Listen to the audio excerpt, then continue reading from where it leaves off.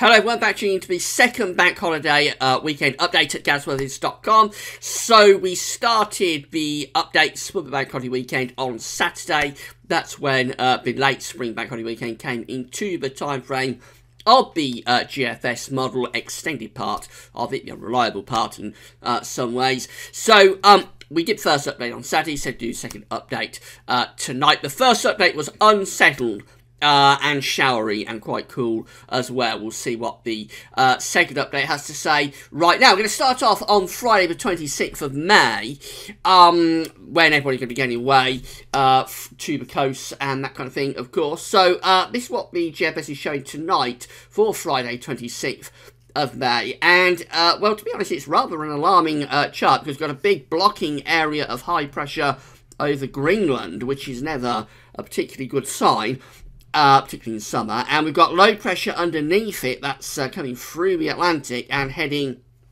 in towards the UK, and there's also going to be a weather front within that area of low pressure as well. It's probably somewhere across southern parts of England. That's how the upper air temperatures are looking. Relatively mild to the south, but unusually cold to the north. We've got -5 isotherm heading in towards Scotland, which is very unusual to see, actually, at the end of May.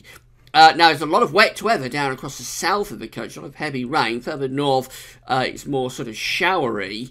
And the temperatures, well, look at that, very cool temperatures indeed, into single figures, cold temperatures for Scotland. England and Wales a little bit better, but only around, say, 12 to 14 Celsius. That's very cool for the end of May.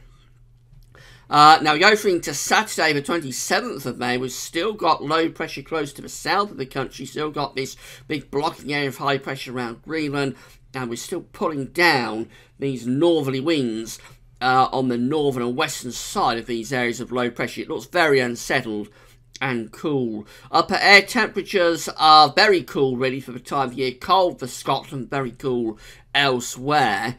And look at that, very wet indeed across many parts of England and Wales. There's a lot of heavy rain up there. It's drier for Scotland. That's because you're in the drier and colder air up there. And look at these temperatures. They're very shocking, really, for the end of May. So southern parts of the country, just 10 or 11 degrees. Wales and the Midlands, Northern England, just 8 or 9. And Scotland as low as 6 or 7. Those are very cold temperatures indeed for the end of May. Very, very poor update, this one. We go through to Sunday. That low pressure is clearing away to the north, and we're bringing these northerly winds down then across the country. The upper air temperatures are still looking very cool, if not cold, for the end of May. Loads of heavy rain across England and Wales. This is a washout bank holiday weekend that we're seeing on this second update, unfortunately. Continuous heavy rain. If you remember the late spring bank holiday weekend of 2007, which sort of started the atrocious flooding summer of 2007, this is kind of shades of that, really. Probably have to go back 10 years to find a bank holiday as bad as this, late spring bank holiday as bad as this, if it was to come off. The temperatures are shocking, between around 10 and 12 degrees in the south, and Wales, Northern England, Scotland, just into single figures. And then finally, this is bank holiday Monday itself, late spring bank holiday Monday, 29th of May. Looks a little bit better because that low pressure is clearing off to the east. We've got another one waiting for winds in the west, but we are actually in a drier slot. So the upper air temperatures are cold, that doesn't change.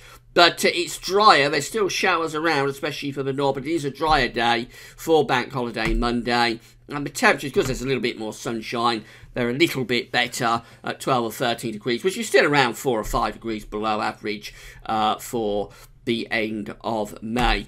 So it's a bit of a shocker, this one. It'd be a very, very poor bank holiday weekend if it came off like this. The saving grace is that it's still a long way off. It could well be that the GFS is going over top, both with the cold temperatures and with the unsettled pattern. Of course, it does follow on from the first update that we did on Saturday night, so you have to say I've got a trend for a cool and unsettled late spring bank holiday weekend. But whether it's quite as bad as this, which really is very, very bad, update. Whether it's as bad as this, I would be very surprised if it turned out to be quite as cold and wet as these charts were showing tonight. So let's wait for update 3. We'll do that on Wednesday evening. Hopefully it'll show an improvement. But that's it for now. The second update was a bit of a shocker. Thanks for watching.